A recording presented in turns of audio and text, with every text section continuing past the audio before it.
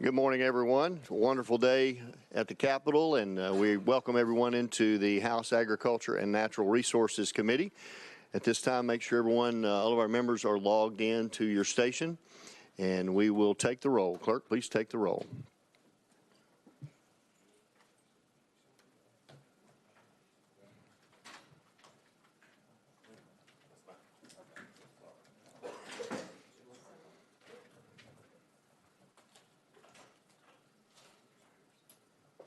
Please take the roll. Mr. Chairman, we have 14 members present. We have a quorum. Thank you for that. At this time, I'll ask Representative Stinnett to lead us in a prayer and a pledge. If you would stand with us, please. Dear Heavenly Father, just thank you for this beautiful day that we have to come and do your business here in the Agricultural Committee. Just be with each and every one of us as we sit here and get the opportunity to listen to the arguments and the information that we will have the opportunity to make decisions about laws here in the state of Tennessee. Just thank you for everyone who is here, and thank you for your Son, Jesus Christ. We ask you this in your holy name. Amen. Amen. Attention. Pledge.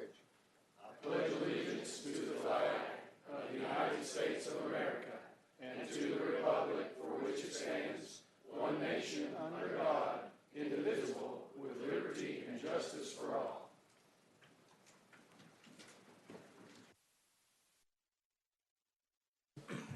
Thank you, Representative Stinnett. At this time, in honor of Ag Day, I wanted to just thank a number of folks that have helped today and make this all a possibility. Among our guests, we appreciate you being here, but Speaker Sexton, Lieutenant Governor McNally had a big role in getting this put together. We had James Harris, Shelby Vanoy, as always has a big role in this. Lee Maddox, Jimmy Ogilvie, Clint Draper, Dalton Hughes, Dave Bowling, Andy Holt, Rachel Sullivan, Carol McDonald, Lily Douthat, Phyllis Ferguson, Melinda Perkins, Tracy Rafferty, Tanya Keller, Rob Cagle, my assistant, Debbie Martin, Pam George, Sergeant Pretter, and our state troopers, the FFA and 4-H students. We're always encouraged to see them here.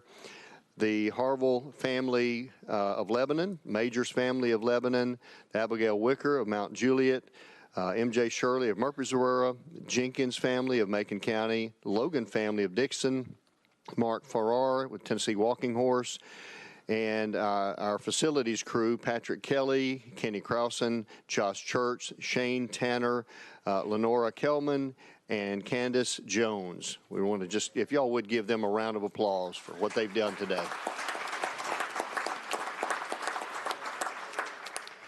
We have a number of folks with us that are going to share with us some of the presentations that we're looking forward to. If there's no other order before the committee at this moment, we will, without objection, we'll go out of session. So we are now out of session, and I would like to recognize T. Wayne Williams with FFA to come join us at the podium. Whichever seat you would like, sir. Just state your name, who you're with, and we'll give you a chance to go ahead and do your presentation. Absolutely. So I'm T. Wayne Williams, and it's a true honor to be with you all here today. And good morning, esteemed members of the House of Agricultural Committee. As I'm deeply honored to speak with you about the importance of Camp Clements and how we can continue to invest into the future of agriculture. As for me, the word agriculture, it isn't just an industry. It's a legacy that runs through my family's veins. I come from a fourth-generation agricultural operation, 3 generations worth of agriculturalists before me and my family. I truly was born into this industry. And having a family so deeply rooted within agriculture, I've been inspired to wholeheartedly embrace this industry, becoming involved within FFA, where I've gained leadership skills that I never thought was possible. And one of the cornerstones of my journey and of many journeys of young leaders has been Camp Clements. As this is the oldest FFA camp in the nation, it has been home to over 150,000 students, advisors, and guests for the past 95 years. It's not just a camp. This is a place where young leaders are forged, where skills are developed, and where lifelong relationships are molded. This is a place where young agriculturalists go to discover their passion, to find their calling, and to be prepared to be tomorrow's leaders. As I would like to share with you a powerful story that illustrates just how transformative Camp Clements could be. This past summer, Daltrey, a senior from the Bradford FFA chapter, came to Camp Clements. Now, he had been a part of the FFA organization for 4 years in high school, but he never seriously considered agriculture as a career choice. However, that all changed after just 1 week at Camp Clements. Shortly after that week at camp, Daltrey reached out to me and said that his perspective on the agriculture industry had been completely transformed. He had discovered a passion for this industry, and it ignited something within him. That following week, he changed his college major to agricultural business, fully committing himself to this industry with a renewed sense of purpose and enthusiasm. Now, Daltrey's story is one of many, as Camp Clements truly does inspire our students where they are on a newfound sense of direction. And his story also shows how Camp Clements not only impacts individuals, but it impacts the future of agriculture in the state of Tennessee. Now, just imagine how many more students we could reach like Daltrey with your continued support.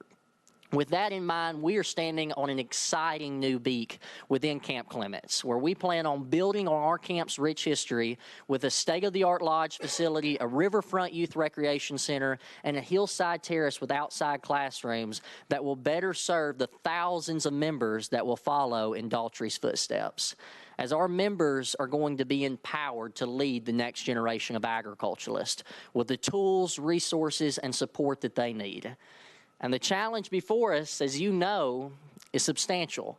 With the world population expected to reach 9.8 billion by 2050, if we truly do want to feed the world, we have to focus on innovation, dedication, and leadership from the next generation who are passionate about this industry. And make no mistake about it, Camp Clements is a place that nurtures that young talent. And with your continued support, it will continue to do that for years to come, and we will expand our reach to young individuals across the state of Tennessee. So ultimately, thank you for celebrating agriculture on the Capitol today. Thank you for your ongoing support to Tennessee FFA. We truly are grateful, and together, we're going to keep agriculture the #1 industry in the state of Tennessee. Thank you. Mr. Williams, we appreciate you being here. Next, I'd like to hear from, we'd love to hear from Gabe Harville with 4-H. Thank you, Gabe. Appreciate you being here. And all the green jackets we got to see today. Yes, You're sir. recognized. Certainly glad to be here. Hello, distinguished members of the House Agriculture and Natural Resources Committee. My name is Gabe Harville, and I serve as the 2024-2025 Tennessee 4-H State Council President. And it is certainly an honor and privilege to speak to you all today on behalf of Tennessee 4-H. Agriculture is very near and dear to my heart. I've been blessed to live and work on my family's 5th-generation beef cattle farm in rural Smith County. I believe it's so important to have celebrations like the one we're at today to recognize our state's largest industry.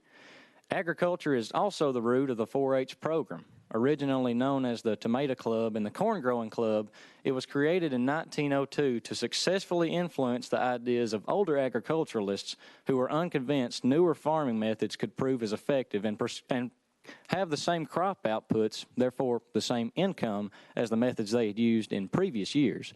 Here in Tennessee, you will find 151,000 4-H members participating in 29 project areas and numerous activities, such as Tennessee 4-H Congress, Academic Conference, and 4-H camps, among others. As you all know, Governor Lee has graciously allocated $46 million in his proposed budget for improvements to our campsites. If this passes, not only will we have the resources available to improve our camping centers, but also implement new STEM centers at all 4 camps across the state. These STEM centers will allow our youth to gain a hands-on approach to learning valuable knowledge and life skills. Each year we impact roughly 20,000 youth by using our camping centers. 5,000 of those are 4-H campers, while the other 15,000 actually come from school classrooms to learn more about soil science, conservation, astronomy, physics. You name it, there's a good chance that our camps are actively teaching youth about these topics. I can remember when I attended camp and I was exposed to new ideas and concepts that helped me find my spark with natural resources. On early mornings at the Clyde M. York 4-H Center in Crossville, we would go on nature walks where we would not only identify plants and animals, but find out their ecological role in the ecosystem. I attribute this camping experience to my plan of going to the University of Tennessee this fall to study wildlife and fisheries science. It's experiences like this that our camps are striving to create for youth each and every day. From Hardman County to Greene County, you will find children learning valuable life skills and gaining knowledge that will not only benefit them today, but for the rest of their lives. I know with your continued support, we can make this dream of improving our camps a reality. Thank you all so much for being friends to the Tennessee 4-H program and youth in agriculture. Thank you, Mr. Harville.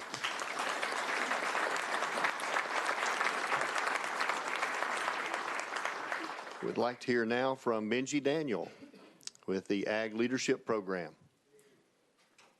Thank you for being here, Mr. Daniel. You're recognized. Thank you. Good morning, everyone.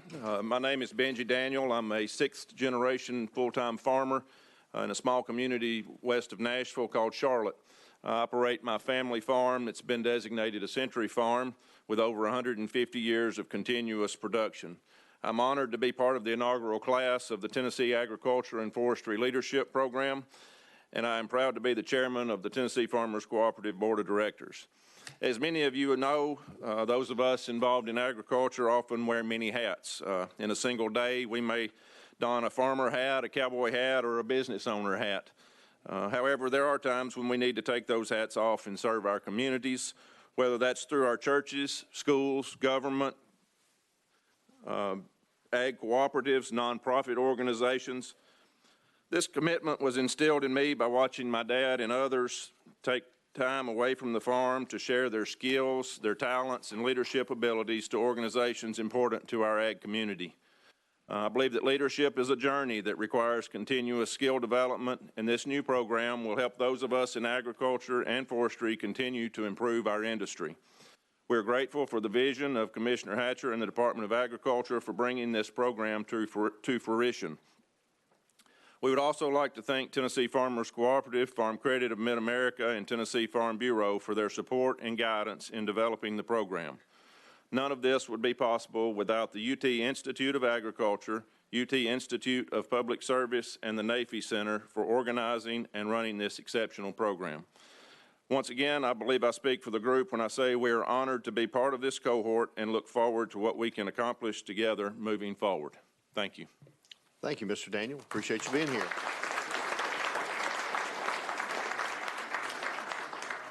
Next, I'd like to hear from Corbin Neese, who's a Cocke County farmer impacted by Hurricane Helene. Welcome, sir. Good morning. You're recognized. Good morning, everyone. Thank you for having me. Name's Corbin Neese. I'm a fifth-generation farmer from a small community of Parrotsville, Tennessee. On September 27th, our operation took a big hit. We lost nearly 250 acres of row crop. It destroyed a lot of good tillable land. We are still working on cleaning that up. We've been cleaning it up since I think we started somewhere around the 27th, 28th of October, and we're still not done. It dumped almost probably 6 feet of sand on one field. We've pushed it up with dozers just to get back down to good tillable dirt. It's been a struggle, very new. Didn't realize how we depend so much on that ground and so much, for our operation.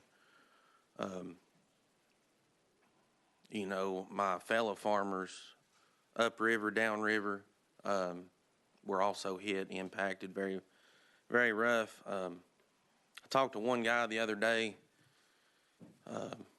not mentioning any names or anything, but I mean, if we do have another disaster like that, we will not be farming next year. It's been very, very rough. Just the struggle of unknowing. I started farming right out of college and started row crop farming on my own, and now I'm on my 8th season, and it's been very, very, very hard. This year, I've had to do things, manage things very differently, just to be able to put a crop out this year. So I've got a lot of support, from the Family Farm Bureau and just a lot of neighbors that helped us.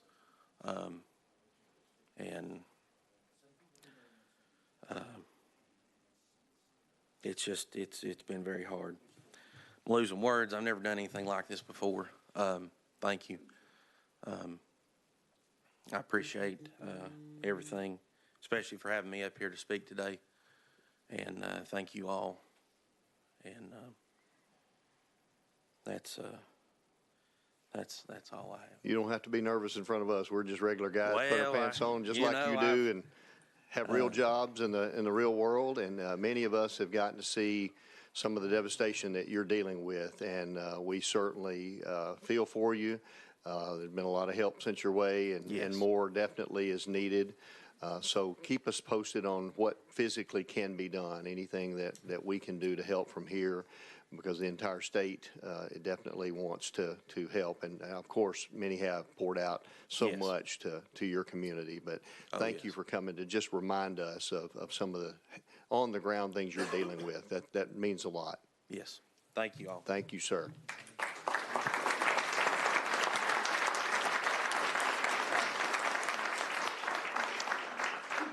Next, we have Officer Whitehead with the Department of Agriculture Ag Crime Unit. If you would come speak to us, sir, you're recognized. Thank you. Thank you. My name is Greg Whitehead, and I'm the Special Agent in charge of the Tennessee Department of Agriculture's Agriculture Crime Unit. And again, thank you for the invitation to come here and speak today. It is a great honor to come, but we wanted to speak to you just for a moment about the Ag Crime Unit's response during Hurricane Helene. The Ag Crime Unit is composed of 10 officers statewide, and we're sworn law enforcement officers, special agents, or criminal investigators, and we are there to protect all agricultural practices in the state of Tennessee from becoming victims or that have become victims of agriculture crime, and we exist to make Tennessee a safe and better place to practice agriculture in. And during Hurricane Helene, we had 8 of our 10 agents in Northeast Tennessee serving and helping agricultural producers that were affected by Helene, because as one producer told me that when we got to him, he said, "This is the biggest theft that's ever happened to us." He said, "Mother Nature has stolen everything we've had." So we began setting up, and we have a response trailer, and we set up in the Elizabethton High School parking lot where the Incident Command Center was set up. So we was one of the first trailers to be set up in that command center, and we were the very last trailer to leave. And I want to thank the FFA was up here a minute ago. Their FFA students helped us man the trailer while we were out in the field working as producers came in, and if they had a need, they took down the notes for us as we were gone. But as we went there, we had our command center there, and one of the first things we did, we sent crews out to inventory all the agriculture donations that were coming in. There were donation sites at multiple places across the counties and across the region, and each one had different agriculture supplies that was coming in. So we sent out agents to see what supplies were available, and we sent other crews to go out each and every road to go up and find any producer that was working or had operation in that area, and to see if they were affected and what they had lost and what their immediate needs were at the present time, and took notes. Then we noted the loss. Again, we could see their immediate needs and how their operations were affected. And we also surveyed the area by air. The THP allowed us to go up in their helicopter, and we got to do some surveillance by air to see affected areas that we may not reach on ground or we may miss. And we saw where those producers were or those livestock were in need at, and we took GPS coordinates where we could get to them on the ground, that we could provide assistance to them that way. And from our survey that we took, we delivered multiple truckloads straight to the farmers that were infected, instead of leaving at the donation site where anybody would just show up and get it that may not need it. We went first and inspected the area and saw who was in need, just like our gentleman here, and know that they were down. And we loaded our trucks up, we knew what they needed, if it was hay, if it was supplies, if it was temporary fencing, and stuck it straight to the producers there. And we first started supplying, the first things that came in was solar fence chargers. So many was out with power for over a month, and a lot of them depended on electricity for their fencing. So we took solar chargers out, and we took temporary fencing and wire out where they could help contain their livestock. Then we escorted hay deliveries. They were hay coming in from multiple places, and to thank for coming from Dyersburg, Dwayne Dunn from Dyersburg, he helped us out greatly. Dwayne and I went to college together, and he helped us out greatly, and he sent a lot of his own hay and organized hay from all over the southeast to get there. And we would run out to the interstate, which is about an hour away, and get with the tractor and trailers, and we would escort them straight to the farm that was needing the hay, that had lost their hay, or we would take them to the drop-off areas where producers that still had a trailer or a truck that could get to the place, and we would let them know that we have so many bales of hay coming in, and we would contact that producer individually and say, you've got so many bales of hay allotted to you if you'll come down and pick them up there, and they were coming and getting them.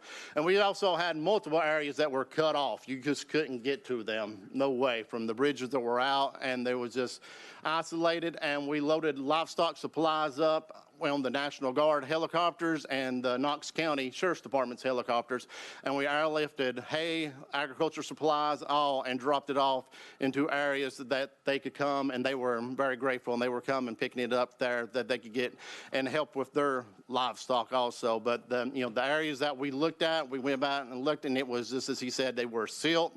So deep, we lost one of the producers that lost all of his barns and all of his equipment. We found one of his tractors way downstream, and one we could never found it. And he called me later, and it was buried under the silt. That's where they found when they started working the field. The tractor was over a 90 horsepower tractor was underneath the silt, and it was either that or their fields are covered by river rock. It's just completely rock bed where they're there, and the heavy erosion. There were 30-foot holes in some of these fields that were coming at, and we helped coming back, and donations came in with a lot of seeding stuff come in, and we divided it out and tried to get it to the producers that needed to get their fields back in shape.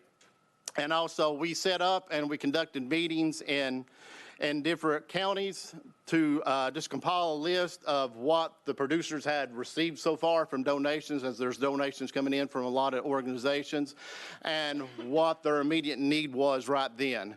So that way, if we saw donations coming in, we knew what farmer needed what, instead of giving something they may not need or somebody that may need it. So we try to organize that before they could get the right things. And we also took down their long term, because as he just spoke, they have a long way to go and a long way still to go. I still buy, when I'm out at work, when I go by one of their farms, I stop by and talk to them, and that means a lot, I think, for them just having that personal contact, just to stop by, check on them. May not have nothing to give to them, but just to check on them really means a lot as we're going by. And that was one of the things that we're there just to help support our agriculture committee, because like I said, I think the Ag Crime Unit, I'm proud to be the lead of the Ag Crime Unit and a member of the Ag Crime Unit. And we are there to protect agriculture. And if it's from a flood or if it's from a thief or whatever it may be, that we can help Tennessee become number one, or still stay number one in agriculture, because the total estimated loss for this storm in East Tennessee was rated at $1.3 billion.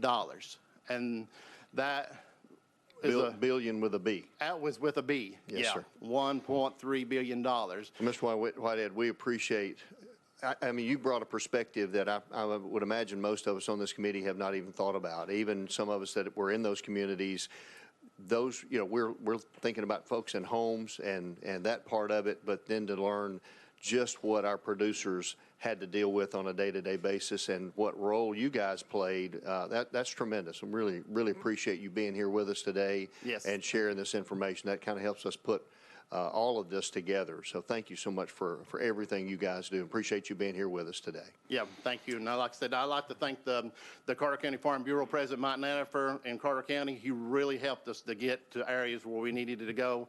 He guided us places and made sure we didn't try to get everybody that we could to. But thank you for allowing us to be here today and allowing us to serve the farmers of Tennessee statewide. Thank you. We can all be proud to be Tennesseans.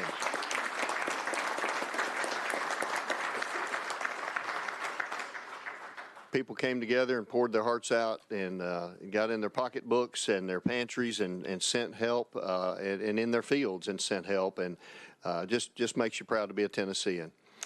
That's all I have on my list of folks that are presenting today. We want to thank Farm Bureau for helping put this together and make Ag Day successful, along with everybody else that we named earlier. So without objection, we'll go back into session. We're back in session. And today we have several bills on our calendar, but without objection, I'll take item number 5, House Bill 809, out of order. We have a motion and a second. Chairman Grills, you are recognized on House Bill 809. Thank you, Mr. Chairman, and it was good to see so many people out there, all the farmers that showed up today, and thank you for what you do and how you feed the world. The safest, most abundant supply of nutrition in the world is in America, all because of the work that you guys do on a regular basis. And this bill is here today to protect what you do and help make sure that you have the tools in your toolbox so that you can move forward and make money, make a living, and provide safe food for the world. So this legislation provides protection to companies that apply and receive a label through EPA's FIFRA, Federal Insecticide, Fungicide, and Rodenticide Act. Once the EPA grants approval to the company that has applied for the label, that company is required to place the approved label on that product. They cannot change, add, or delete portions of the granted label without being in violation of federal law. What has happened in the past is that companies have been sued for not placing a warning on their label that they, by law, EPA would not allow them to put on. And this bill just prevents just that. It gives them protection. And with that, Mr. Speaker, or Mr. Chairman, we can, I think we've got people here to testify. We do have several folks on the list, and I would mention to the committee, Chairman Grills, no amendment to put on this? Okay. No, sir. I will ask the committee, because we're on short time today, that as we get folks up here to present, that we hold our questions, and then when we get back in session, then we'll address any questions to the sponsor if we could do that. So we really want to hear from the public, and a lot of folks have signed up. So without objection, we'll go out of session to hear from the public. We are out of session. First, I'll call Casey Pistona. Hope I got the name right. Feel free to come up, and you can sit in one of those seats, and we'll get your microphone turned on, and you can just introduce yourself and tell us who you're with, if it's anyone other than yourself, and you'll have 3 minutes. You're recognized.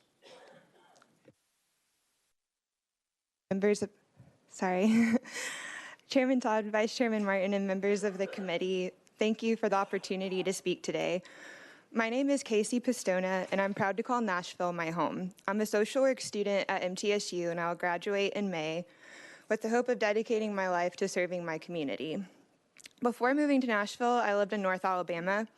My father, a now retired Army Lieutenant Colonel and military police officer from Dresden, Tennessee, was stationed at Fort McClellan near Anniston, Alabama, during my early childhood. That base was where I first learned what it meant to be part of a community. The people there looked out for one another. They cared for each other like family. But if you drive through Anniston today, you won't find the same thriving community. Instead, you'll see empty streets and abandoned homes, a town where families can no longer safely stay. You may have heard of Anniston because of Monsanto. Decades ago, Monsanto opened a factory there producing PCBs, harmful chemicals used in plastics and pesticides, until they were banned in the 1970s. Monsanto knew these chemicals were toxic as early as the 1930s. They knew they were poisoning the land, the water, and the people of Anniston, and they did it anyway. The city won a lawsuit proving that Monsanto knowingly polluted the town, destroying lives in the process, but justice came too late. In 2018, it was reported that the PCB levels in Anniston were 27 times higher than the national average. That kind of contamination doesn't just disappear. It lingers in the soil, in the water, and in the bodies of people who call Anniston home. This isn't just a story for me, it's my life. I watched the community that raised me fall apart. I watched my neighbors, my friends, and loved ones get sick. I was only 5 years old when I lost my mother to breast cancer, and years later, I watched my sister fight and thankfully survive her own battle with the disease. That's why I'm asking you to oppose House Bill 809. This legislation would allow companies like Monsanto to keep putting profits over people, to keep cutting corners at the expense of human lives. We cannot let history repeat itself. Please do not let another town in Tennessee become Anniston. Do not let another family go through what mine has endured. Please oppose House Bill 809. Thank you. Thank you, Ms. Pistona. And members, once we get through the testimony, because I want to make sure we've got time for that, then we can ask individuals up if we need to ask specific questions. Next, I have Bernadette Pager. Thank you for being here today. We'll recognize you, and again, state your name for the record, please. Yes, hi, my name is Bernadette Pager, and I'm a volunteer Tennessee director of Stand for Health Freedom. Stand for Health Freedom now has a policy brief on this legislation, and I've given you all a copy of that. I've got more if you did not get that in your office. You've been misled by lobbyists about the term label and the types of lawsuits effectively blocked that relate to product labels, including failure to warn claims. You've been misled on purpose. This bill was brought to you by Bayer with the express intent of stopping the litigation filed against them by victims who used their products and developed non-Hodgkin lymphoma. And by the way, a 2019 meta-analysis by the University of Washington concluded that glyphosate increases risk of some cancers by more than 40%. Last week, proponents of the bill testified that the bill did not prevent lawsuits about health and safety.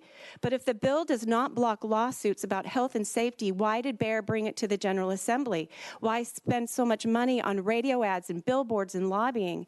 Bayer wants to block cancer lawsuits. They stated it. They say it in their 2024 annual report that they have been working with state legislators on legislation to end litigation. If this bill becomes law, the manufacturer is shielded from lawsuits claiming the label didn't warn of a specific injury like cancer, neurological damage, or an allergic reaction, regardless of whether they knew or should have known about the risk. Lawsuits based on negligence and breach of warranty claims are also barred because those are related to the label. Since an injured person can't sue for failure to warn, they would have to try to prove the product had a design defect that made it dangerous, but that is very difficult, and the manufacturer may simply point to the product registration and label and say, how can it be defective if the EPA licensed it? The EPA's review process is only as good as the information the manufacturer who does their own safety studies provides to the EPA, and only as good as the EPA is honest. And let's face it, Trump got elected in part because of his promise to get rid of fraud and corruption at all the three-letter agencies, including the EPA. Bayer made this litigation mess by covering up that they knew that Roundup and glyphosate causes cancer. And then the EPA violated its own scientific evaluation procedure as ruled by the U.S. Court of Appeals for the Ninth Circuit in 2022 when they tried to maintain the lie that glyphosate doesn't cause cancer. Both Bayer and the EPA are the problem here, not my constitutional rights, not Tennesseans' constitutional rights. I'm not a lawyer. Don't trust me. Don't trust the lobbyists. Please, I beg of you, talk to lawyers who really are the ones, if you get injured and your family gets injured or your crop is damaged by the pesticide. Thank you, Ms. Pager. Almost squeezed everything in, but that was very, very close. Next, I have Tiffany Carpenter. Hi, Ms. Carpenter. Thank you for being here today. Good morning. Thank you.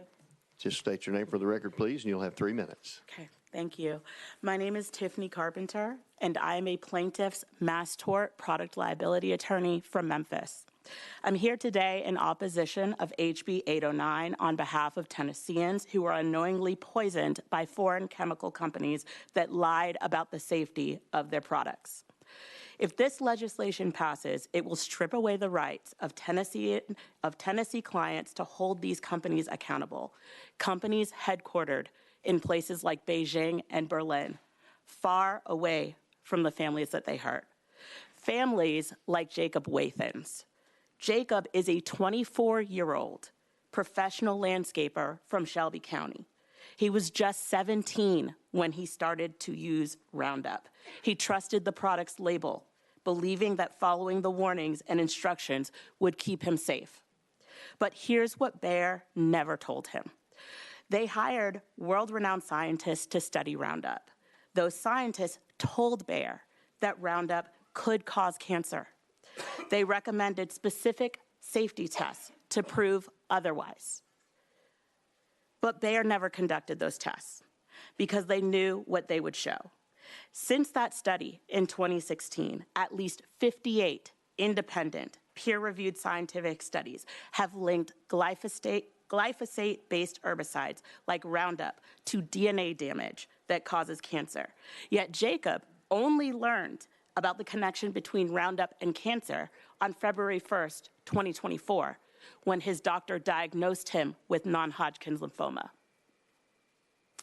HB 809 does not protect Jacob. This legislation does not protect farmers, landscapers, or residential users who rely on an accurate label. HB 809 protects Bayer. HB 809 protects ChemChina. HB 809 lets them off the hook for any property damage or personal injury claim by saying they are not liable in a civil action related to the labeling of the pesticide. Every single claim that my clients could bring for both personal injury or property damage is related to the labeling of the pesticide. As every farmer knows, the label is the law. You can't pretend that it doesn't matter. Even if I tried to avoid the label, Bayer's lawyers won't. They will bring the label into every case as a defense to ensure HB 809 operates as complete immunity. To close, I want to make one thing clear to the farmers that are here today. This bill does not protect you. This bill takes away your rights when the pesticide label is a lie and it makes you sick or destroys your fields. Bayer knows this. They are betting that you don't. Thank you. Thank you, Ms. Carpenter. And next we have Roe Frazier. Is Roe Frazier here? Okay, not seeing. Okay, next on my list I have Kevin Hensley. Mr. Hensley, if you just state your name and who you're with, and you'll have 3 minutes, sir. Yes, sir. Thank you. Kevin Hensley, Tennessee Farm Bureau Federation. Each of you on this committee have a profession. And in that profession, there are certain tools that you utilize in your work that is critical to your success. But what if you thought about losing those tools because of things that were completely out of your control?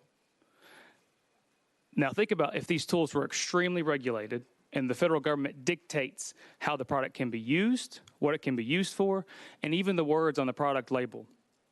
Now imagine that those manufacturers of these tools, which you must have to be successful on your farm or in your career, are being sued, not because the products have been proven to cause harm, but because of a World Health Organization subcommittee report that said the tool has a potential for risk. And then lawsuits are filed which utilize this report and says manufacturers have to warn about the risks. But I remind you, the federal government controls the label. The manufacturers must abide by the federal law to sell the product. And now think, you as an individual, the tools you rely on, the tools that you rely on, you could lose because of lawsuits that put the manufacturers in a position that's impossible to remedy. The federal government says you cannot put a warning label on the product, but you are losing lawsuits because of a lack of a warning label. For farmers, the tools we are talking about is crop protection tools: herbicides, insecticides, fungicides, rodenticides. Tennessee farmers use crop protection products to protect their land and crops, maximize yields, maintain food affordability. These products have been widely tested and researched, included by the EPA, and meet very high safety standards. This legislation is very narrowly tailored, specific to claims around the label, and still allows for claims around Tennessee products liability cases in Title 29 of Tennessee law and common law negligence suits and wrongful death actions. Farmers cannot afford to lose access to crop protection products. It would not only jeopardize Tennessee's farming operations, and today we have a couple farmers that are here to testify about how it would impact their operations if we lost access to these products. Thank you, Mr. Hensley. And next we have George McDonald. Thank you for being here. Just state your name and who you're with, sir. You'll have 3 minutes. Thank you, Mr. Chairman. I'm George McDonald of Smith County. I'm a 4th-generation farmer, and my daughter, Sarah, is the 5th generation to operate our family's operation that my great-grandfather started in 1927. Today, we grow corn, soybeans, wheat, milo, strawberries, and watermelons. And we grow these crops in 6 different counties, including right here in Davidson County where we're sitting today. And today, while I'm here supporting agriculture and speaking on behalf of agriculture, my daughter Sarah is back at the farm office and my 84-year-old mother is there carrying on the family business. So we are truly a family business. The pesticides that we use as farmers and have in our toolbox are critical in what we do in production agriculture and producing food. Without these products, not only would we jeopardize my family's living, but the 10 families of employees that are employed at our farm and the over 80 people that we work with as land partners that we farm their farm and depend on it for their income as well. I'm old enough to remember what it was like before we had pesticides. When we drive through the country after a heavy rain like we just experienced and see mud washing across the road. Due to the pesticides we use in no-till, we've helped eliminate that, and we have brought erosion down to a manageable level today. And that topsoil is our most precious resource, just as we've heard from people from East Tennessee today already talking. All of our pesticides are applied according to labels, and these labels for these pesticides are very inclusive and covers all aspects of these products. And some of these people are talking about pesticide labels, probably have never even laid hands on one. Right there's a pesticide label for Roundup, glyphosate. There's 27 pages, and if you're my age, you got to have some really good reading glasses to read all the details it's in those labels. These pesticides are governed by the FIFRA Act and designates EPA to take care of what's on these. When we buy food from foreign countries, we do not know what has been applied to it, how it's been grown, nor what it's been treated with. I don't know about you, but I want my food grown here in the United States of America at home. I'm here to urge you to vote in support of this. Taking away pesticide from farmers would be the same equivalent as taking away tractors. And what would that do? At the state level, because this bill, the state can still regulate that sale of any pesticide within its borders.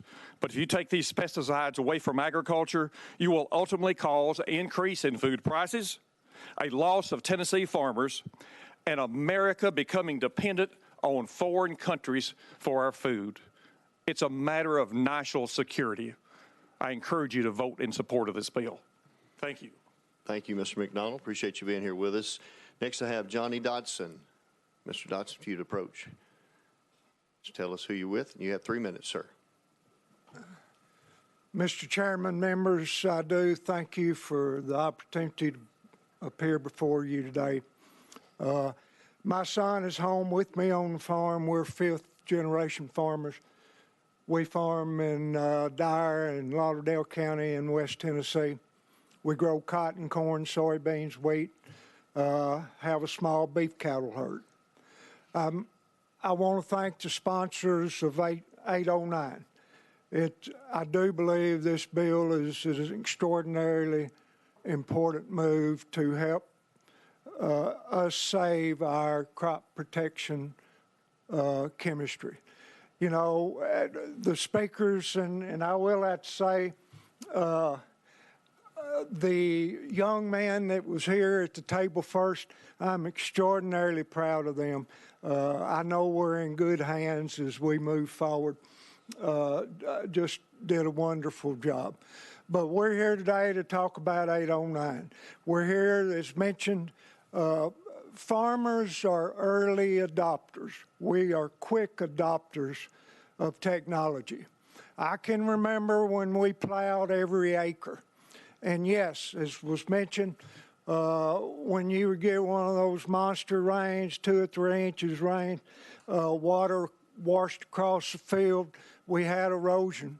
Since the introduction of glyphosate, we have been able to successfully improve our soil's health and our nation's waterways.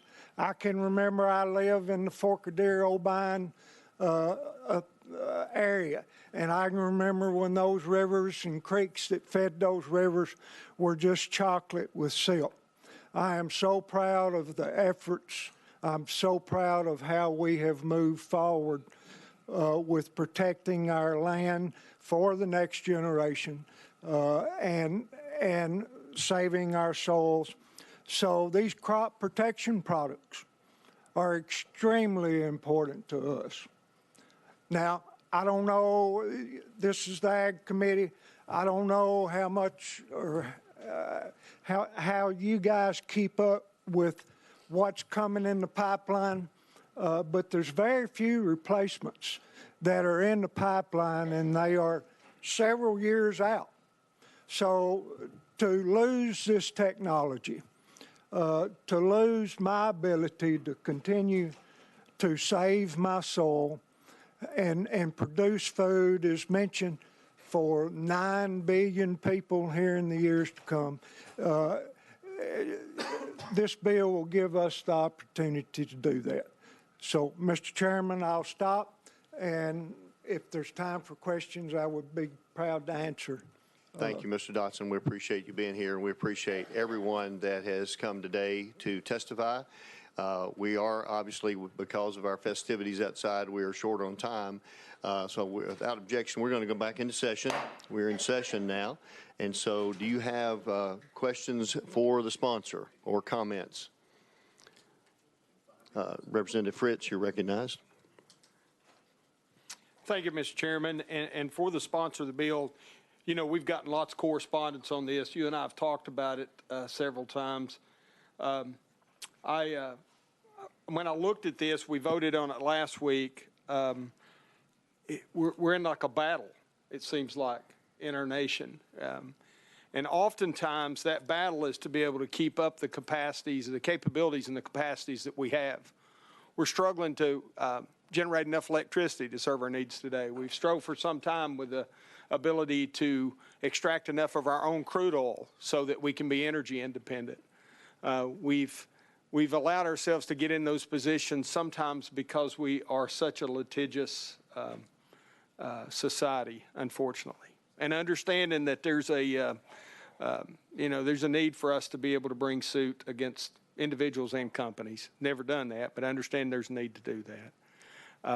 When I looked at this bill in the big view, what I would call the battlefield view, I'm concerned that if we don't protect this tool in the toolbox of the farmers, we're going to impact a capability and strike its capacity to feed not just that 9 billion in the world, but just the 330 million that live in the United States. And I think we have to be mindful of that. So with that, and I know this doesn't make everybody happy, but I've got to be in support of your bill because I think it is important for us to maintain our domestic capabilities and use some of that innovation these young people have talked about to make sure that our capacity in those capabilities is improved. So thank you, Representative Fritz. Representative Bain, you're recognized. Thank you, Chairman. I just want to thank all of you that had testified, especially those that testified against the bill. And I'm very grateful that you all are here on Ag Day on the Hill to witness this. This is, in my perspective, a blatant corporate giveaway to Bayer and Monsanto. And if you vote for it, you are prioritizing the rights of a multinational corporation over the rights of Tennesseans to seek justice for cancer and childhood ailments. And so for those of you that are with FFA and for those of you that are the young people that are going to be leaders in this state, this is the perennial struggle that you will have in your lives, which is choosing big ag, corporate ag over your community. So I will be in voting no to this bill. Thank you. Representative Jones, you're recognized. Thank you, Mr. Chair. I had a question, and then I had a comment for the sponsor. Can you name the states that did not pass this bill? Because I know that many states have offered this bill. Can you tell us what those states are? Chairman Grills. I cannot off the top of my head. I know Georgia passed it last week, though. Representative Jones. So Nebraska, Mississippi, Iowa, Idaho, Missouri, many of these states rejected this legislation because they knew that it was harmful for their constituents. And they did not have this sky is falling scenario that when they failed to pass this bill, it did not destroy agriculture in their state. And so I just want to say this is one of the few times I think on this committee where we have bipartisan opposition to a bill. I've received more emails from Republicans, from the most conservative people I've ever met, called me, we talked, and they're fearful of what this bill will do because we're putting the rights of companies based in Beijing and Berlin over the lives of Tennesseans. There's a gentleman who came last week, Mr. Tandy King, a farmer from Murray County, whose family has been in Tennessee for generations, and I hope he's watching. He's not doing well, so he wasn't able to come testify today. But for all of those who are on the Ag Subcommittee, we heard his pain, we heard the truth that he spoke, and then on the other side, they brought a Bayer and Monsanto lobbyist to come tell us to support this bill, and coincidentally, that lobbyist is not here today. And so I hope that this is one time I'm praying with this committee. Let's put partisanship aside. Let's pause real quick, because I don't think there's bad people on any side of this. I think people have just been misinformed by these companies. They've been misinformed. And so when I got these emails, I literally called every one of these people, emailed them back, called them, because I didn't know about this bill, Rusty. I didn't know about this. And so I had to call farmers and get their opinion and hear what they had to say about this. And I called some folks in other states, too, who've stopped this bill. And they said, these companies are fooling you all. They want you to believe that if you don't pass this, then the whole agricultural system is going to collapse. But that didn't happen in Nebraska. That didn't happen in Mississippi. That didn't happen in Missouri. And so they said, just maybe slow down and look at what this bill is about. And look at who's funding it. They're funding billboards in rural communities, these same companies, trying to get you to believe this. It reminds me of that movie with Erin Brockovich where they were poisoning her water in her community and poisoning those children. And the people, they thought they were doing what was right, but it ended up hurting their children and families. And so I pray with this committee, maybe one day, today can be a day where we can stand together and say, let's put the lives of folks above the profits of these corporations. Let's look at the health and well-being. You know, Robert Kennedy Jr., our HHS secretary, talking about Make America Healthy Again. And a lot of the people who emailed me are those types of folks, are folks who support President Trump. I don't support President Trump, but on this, I agree with their administration. We have to put the health of our people above. We're talking about getting rid of all these fluorides from water. We're talking about all these chemicals, how they're damaging our children. This is going to damage our children. And so I pray with you, my brothers and my sisters on this committee. Let's do something right today for Ag Day. And if nothing else, maybe let's have some more time instead of rushing this through in 10 minutes. Maybe we won't have a vote today. Let's get some more information. But I encourage you, I have emails from every one of your constituents. Some of you I've given these emails to. From every county in this committee, your constituents have emailed us. And let's call them and ask them why they're so afraid of this bill and why they're against this bill. And maybe we can come to answers together. But this is not the answer, my friends. This is not the way forward. Today's Ag Day.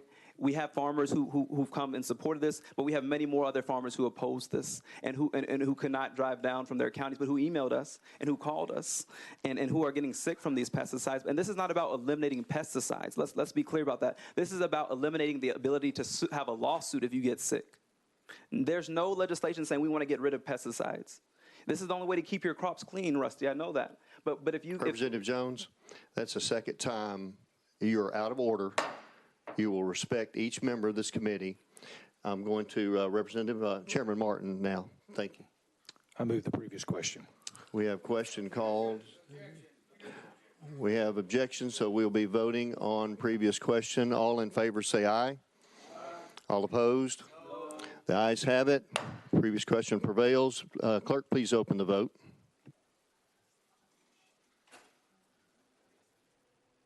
We're voting on House Bill 809.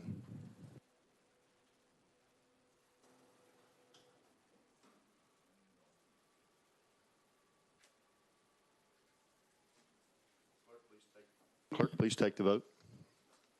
Mr. Chairman, we have 12 ayes, 4 nays. House Bill 809 moves on to Judiciary Committee. Members, that is all the time we have today, so without objection, we stand adjourned. And, excuse me, before we adjourn, all remaining bills on the calendar will be rolled till next week. We are adjourned.